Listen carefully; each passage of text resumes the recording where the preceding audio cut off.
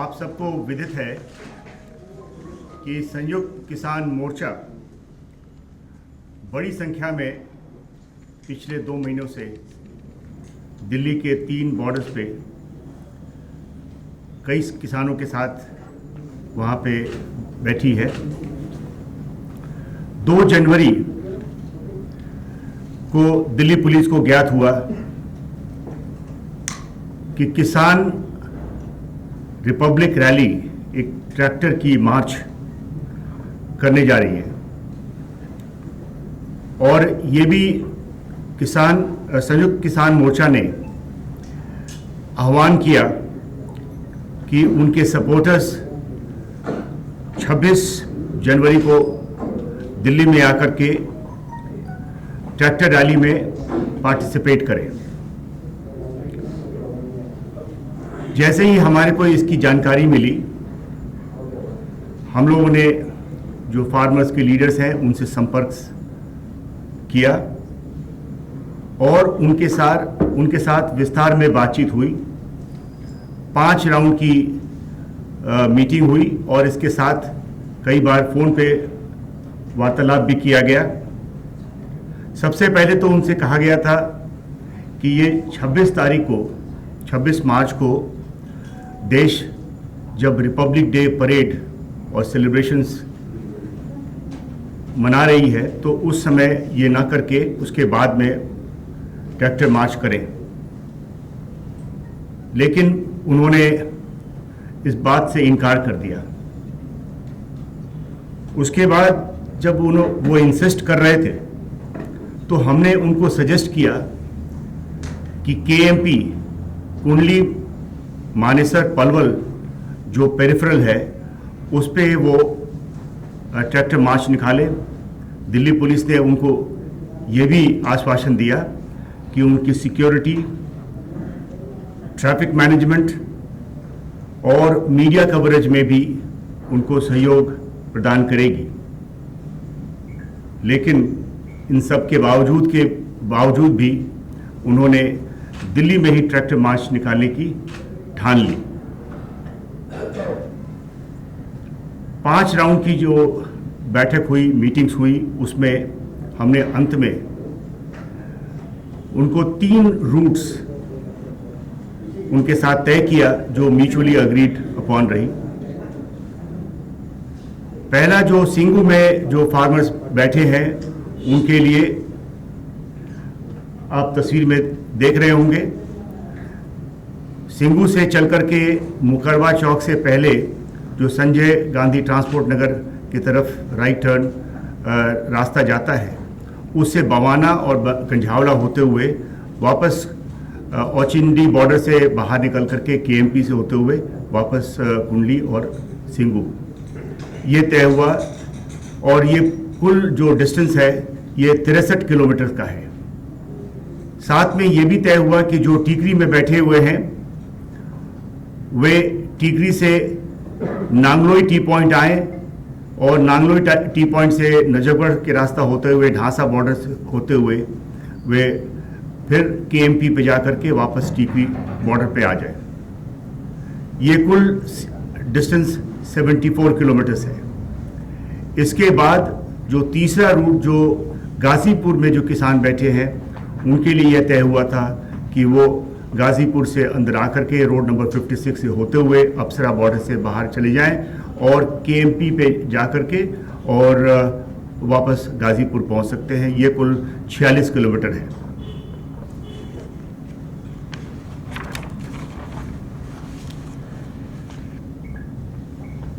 क्योंकि उस दिन रिपब्लिक डे परेड भी मनाई जा रही थी, दिल्ली के जनता की इंटरेस्ट को ध्यान में रखते हुए, सिक्योरिटी को ध्यान में रखते हुए यह तय हुआ कि कुछ टर्म्स एंड कंडीशंस लागू किया जाए। जो टर्म्स एंड कंडीशन उनको रिटन परमिशन के साथ उनको दिया गया। पहला टर्म्स था कि किसान ट्रैक्टर रैली वो 12 बजे दोपहर से शुरुआत हो और 5 बजे तक खत्म हो जाए। इसके बाद दूसरी कंडीशन जो ले की गई वो था कि ट्रैक्टर मार्च जो किसान लीडर्स थे, जो उनके वरिष्ठ लीडर्स थे, वो लीड करें, वो अगली पंक्ति में वो रहें। इसके बाद ये भी तय हुआ कि हर एक जत्थे के साथ उनके लीडर्स भी साथ चलें ताकि वे अपने जत्थे को कंट्रोल कर सकें। 5,000 से ज्यादा ट्रैक्टर्स नहीं हो और कोई भी हथियार, फायरआर्म, भाला, तलवार या कोई भी ऐसी डेडली वेपन साथ में नहीं होना चाहिए और रैली, जैसा कि आप समझ सकते हैं, ये पीसफुल और डिसिप्लिन हो। इसके बाद जब रिटन परमिशन देने के बाद एक अंडरटेकिंग भी ली गई जिसमें उन्होंने ये सारे शर्तें को मंजूर किया और ये तय हुआ कि किसान रैली 26 तारीख को 12 बजे से शुरू होगी। लेकिन देर 25 की शाम को ये समझ में आई कि वे अपने वादे से मुकर रहे हैं। जो अग्रेसिव और मिलिटेंट एलिमेंट्स थे उनमें से उनको उन्होंने आगे कर दिया। इन्होंने स्टेज को कब्जा कर लिया और बहुत ही प्रोवोकेटिव स्पीचेस उन्होंने दिया। इससे उनका मंशा शुरू से ही समझ में आ गया कि उनकी मंशा क्या है। फिर भी दिल्ली पुलिस संयम से काम की। अगले दिन सुबह 6:30 बजे से ही वे बैरिकेड तोड़ने को तैयार हो गए। 7:30 पे जो सिंगू पे किसान थे वे उन्होंने मार्च करना शुरू किया और वे मुकरबा चौक पे जो हमारी बैरिकेड है वहाँ तक पहुँचे। जो अग्रीमेंट के हिसाब से उन्हें दाहिने मुड़ना चाहिए था वो दाहिने ना मुड़ करके और वहीं पे बैठ गए। उनके नेता सतनाम सिंह पन्नू, उन्होंने काफ़ी भड़काऊ भाषण दिया, जिसके बाद वहाँ जो उनके साथ फार्मर्स थे उन्होंने बैरिकेड तोड़ने पे आमादा हो गए। उनके एक और किसान नेता जो दर्शनपाल सिंह, वो भी वहाँ पे बैठ गए और दाहिने मुड़ने से मना कर दिया।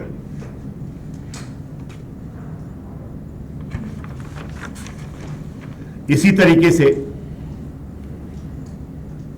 टीकरी से भी 8, साढ़े 8 के समय में वे लोग भी चल पड़े और गाजीपुर से भी इसी 8:30 के समय पे वे भी वहाँ से चल पड़े।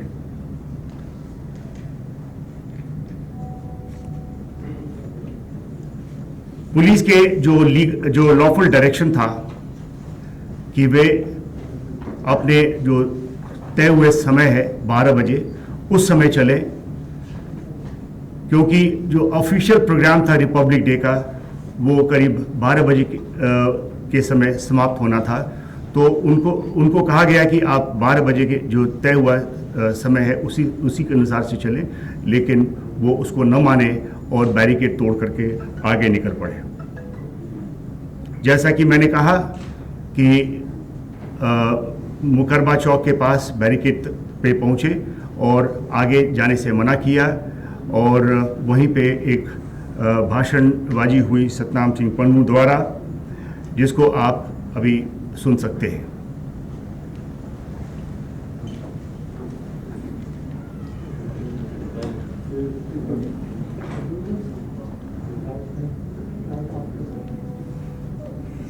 टीवी पर करना सर, लाइट ठीक है।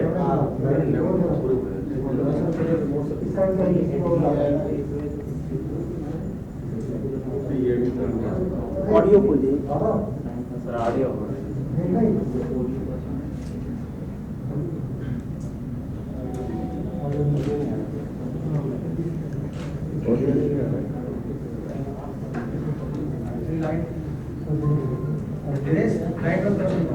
आपने आप लोग ने भी इस ये पूरा जो मुकरबा चौक पे जो प्रोटेस्ट और जो हिंसा हुई उसको आप लोगों ने भी कवर किया होगा। आपने देखा होगा कि जैसे ही ये स्पीच समाप्त हुआ और उन्होंने आह्वान किया कि जो आगे जो बैरिकेड लगी है उसको तोड़ करके वो आगे जाएं और वो वहाँ की जो भीड़ है वो आगे निकली और बैरिकेड तोड़ने लगी। वहाँ पे जो हिंसा हुई है ये अब हमारे दूसरे स्लाइड में आप ऑडियो अगर नहीं देख पा रहे हो तो नहीं सुन पा रहे हो तो वीडियो आप देख सकते हैं।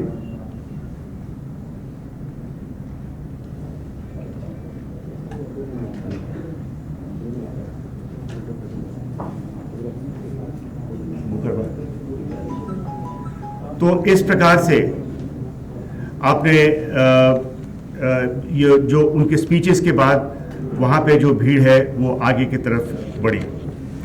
ठीक इसी प्रकार से जो टीकरी बॉर्डर पे जो किसान थे वे भी करीब 8 साढ़े 8 के बीच में निकले और उनमें वे आकर के नांगलोई टी पॉइंट पे बैठ गए और वहाँ पे ही प्रोटेस्ट किया।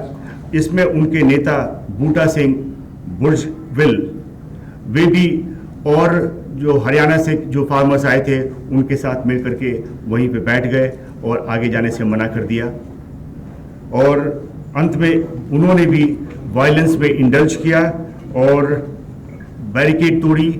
और ये जो वीडियो फुटेजेस हैं आप लोगों ने काफ़ी कैप्चर किया जिसमें आपने देखा कि किस प्रकार से एक बहुत बड़ा कंटेनर को उन्होंने पलट करके और आगे का रास्ता निकाला और उसके बाद वो पीरागढ़ी, पंजाबी बाग, झकीरा से होते हुए उनमें से कुछ लाल किला तक पहुँचे।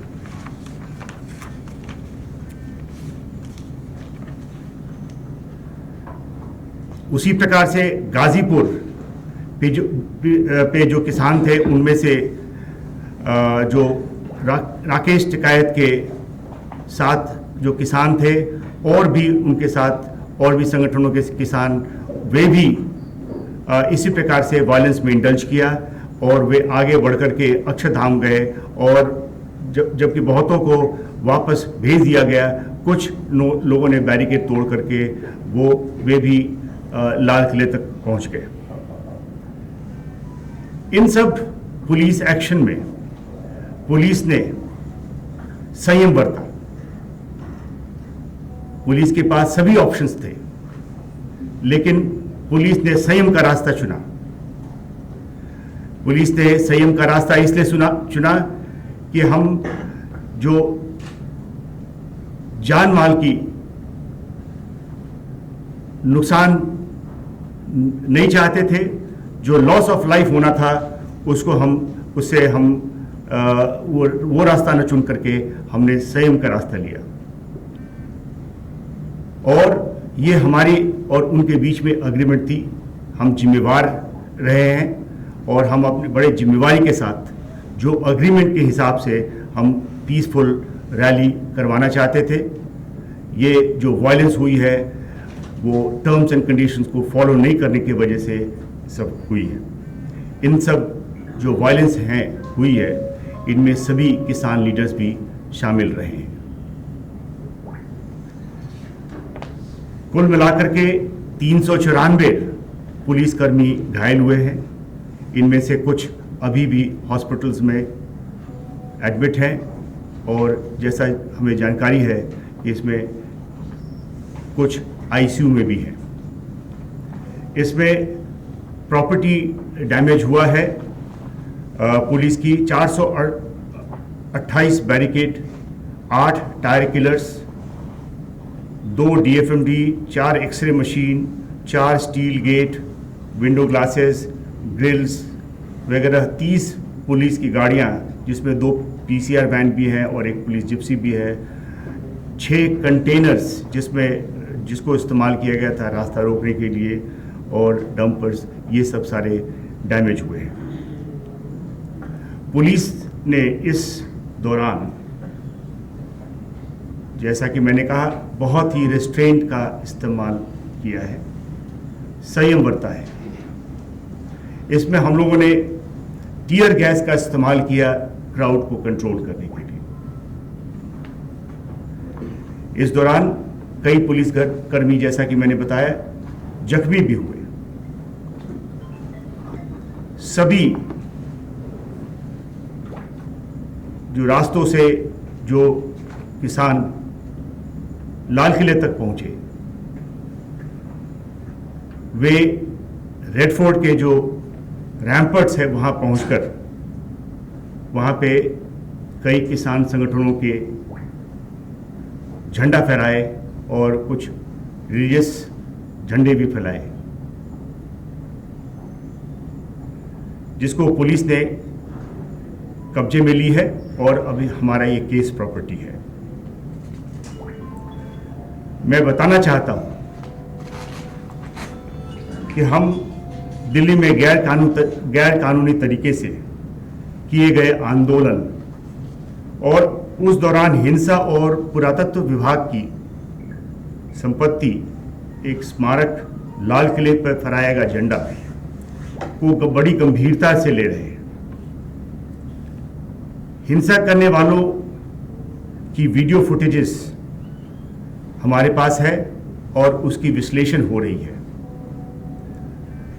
फेस रिकॉग्निशन सिस्टम से जो भी उसमें भाग लेने वाले उनकी पहचान की जा रही है और उनकी अरेस्ट की जाएगी, आगे कानूनी कार्रवाई की जाएगी।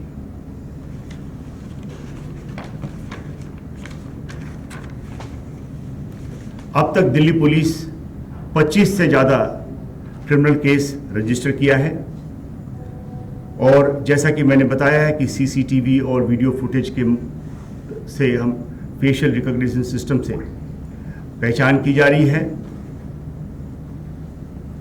एक चीज सबको बतलाना चाहता हूं कि कोई भी कल्प्रिट जिसकी पहचान होती है और जिसकी शमूलियत पाई जाती है उसको छोड़ा नहीं जाएगा। No one will be spared. जो भी फार्मर्स लीडर्स हैं और उनकी शमूलियत पाई जाती है उनके खिलाफ कानूनी कार्रवाई की जाएगी। राष्ट्र के सम्मान और सुरक्षा में दिल्ली पुलिस किसान संगठनों से पूछताछ करेगी और जो भी कठोर कार्रवाई करनी पड़ेगी वो करेगी। धन्यवाद। Sir, there is a report, sir, there is a news that is coming that there some hundreds of Twitter accounts have been used from across the border and for some anti-social elements. Would you speak on that? What is the status on that?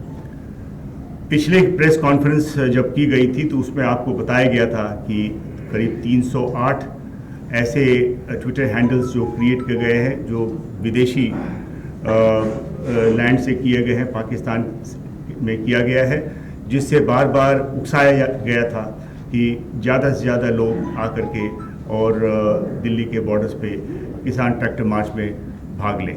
Sir, जब inputs मिल रहे थे और intelligence की भी तमाम reports आ रही थी, खुफिया एजेंसीज इस चीज़ को देख कर रही थी कि ये कुछ भी कर सकते हैं, तो ऐसी सिचुएशन में क्या इमरजेंसी के तौर पर इनकी परमिशन कैंसिल करना जरूरी नहीं था या ऐसा था कि काबू किया जा सकता था, उस वक्त में यह कैंसिलेशन हो जाता, रिजेक्ट हो जाती परमिशन इनकी? सर, इन्हीं के साथ मेरा भी सवाल है कि इंटेलिजेंस क्या फेलियर है या नहीं? जो ट्रांसफर वायरल हो रहा है, अगर वो आप लोग तक पहुंचे और 12:30 तक आप लोग इसको लेकर बहुत ज्यादा सीरियस नहीं हुए, तो आखिरकार में क्या आप लोगों को ज्यादा भरोसा था क्या इन लोगों के ऊपर, इन लोगों के साथ जो हमारी एग्रीमेंट हुई है इस एग्रीमेंट पे कायम रहेंगे? ये अपने मुआहदे पे कायम रहेंगे। जी देखिए, हमारे को बराबर सभी प्रकार की इंटेलिजेंस मिल रही थी और हम उस पर काम कर रहे थे। अगर इंटेलिजेंस मिलने में कोई कमी होती तो ये जो हमने 308 ट्विटर हैंडल्स के बारे में बताया, जो हमारे इंटेलिजेंस कलेक्शन प्रोसेस में अगर कोई कमी होती तो ये हमारे इसकी ज्ञात ना होती। इस प्रकार की हमें सभी इंटेलिजेंस था। लेकिन जब हमारी किसी से अग्रीमेंट हुई है, हम अग्रीमेंट को अपने इंतज़ाम करके हम उस अग्रीमेंट पे हम अमल रहना चाहते थे, क्योंकि वही एक तरीका था जो कि हम सभी के हित में था। हमने दिल्ली पुलिस ने जो इंतज़ाम किया है वो उसी का नतीजा था कि इन सब के बावजूद भी, जिस प्रकार की जो वायलेंस हुई उसके उन सब के बावजूद भी एक भी व्यक्ति का मौत पुलिस के एक्शन से नहीं हुआ। और पुलिस ने संयम बरत करके इन सारे जो लॉ एंड ऑर्डर सिचुएशन जो उत्पन्न हुआ था उस पे बखूबी ठीक से इस को निकाला, और जो लोग इसके पीछे थे उनका एक तरीके से उनके बारे में आप सबको ज्यादा जानकारी मिल पाई। सर ब्रीच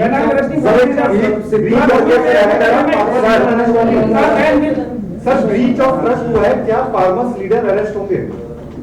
पुलिस के साथ उन्होंने आपको विश्वास दिलाया था, लेकिन उसके बावजूद ब्रीच ऑफ ट्रस्ट रहा, तो क्या फार्मर जो लीडर थे वो सीधा रिस्पॉन्सिबल है? क्या उनके खिलाफ एक्शन लेगी दिल्ली पुलिस? कितने फार्मर लीडर्स के ऊपर एफआईआर हुई? हमने अपने बयान में हमने बिल्कुल साफ कहा है कि जिन फार्मर्स लीडर्स और जिस किसी का भी इन केसेस में शमूलियत पाया गया उनके खिलाफ कठोर कार्रवाई की जाएगी। सर 24 घंटे में नहीं कर पाया अभी तक। सर एक दीप सिद्धू करके एक्टर है, वो वहां पर सर कितने लोग गिरफ्तार हुए? कितने लोग पकड़े गए, कितने लोग कस्टडी में है? आपको इसके बारे में जो जैसे जैसे केसेस रजिस्टर हो रही हैं और उनमें जो भी कार्रवाई की गई है आपको ब्रीफिंग्स में, अलग से ब्रीफिंग में आपको बताया जाएगा। सर दीप सिद्धू एक एक्टर है।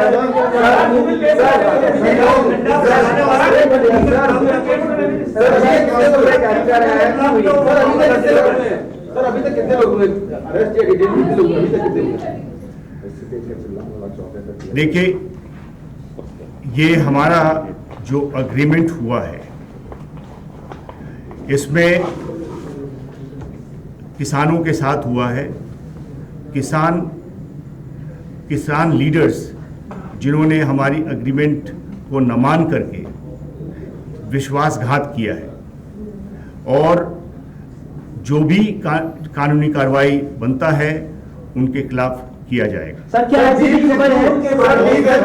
क्या एक्शन होगा? सर दीप सिद्धू एक एक्टर है और जो लाल किले पर मौजूद दीप सिद्धू और लड़का सदाना एक और आपने जो प्रश्न किया था कि अभी तक कुल 19 अक्यूज्ड का अरेस्ट हुआ है और 50 इसमें अभी डिटेन किए गए हैं और पूछताछ की जा रही है। सर दीप सिद्धू एक एक्टर है, सर दीप सिद्धू लाल किले पर मौजूद थे। एक सवाल सर दीप सिद्धू लाल किले पर मौजूद थे, दीप सिद्धू के वीडियो वायरल हुआ है, वो भड़का रहा था वहां पर, क्या उसके खिलाफ कोई मामला दर्ज किया जाएगा, कोई एक्शन होगा? I'm talking about an individual who stood on the tomb of Lal Killa and who also the flag. देखिए, मैंने जब ये आपको बताया है कि हर एक कोई व्यक्ति जिन्होंने इस जघन्य अपराध में हिस्सा लिया है उसके खिलाफ कानूनी कार्रवाई की जाएगी, और अभी केसेस रजिस्टर हुए हैं। केस के इन्वेस्टिगेशन में कई नाम आएंगे और जिनका भी नाम आएगा उनके खिलाफ जो कठोर कदम हमने मान ली है।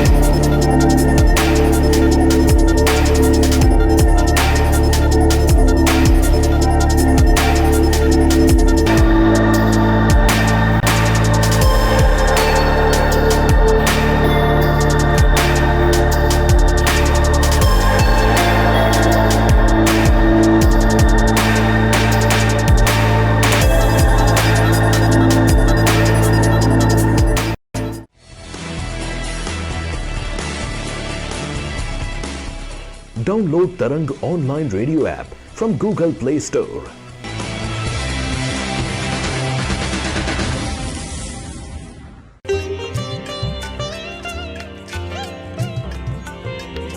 You are listening to Tarang Devotional Online Radio.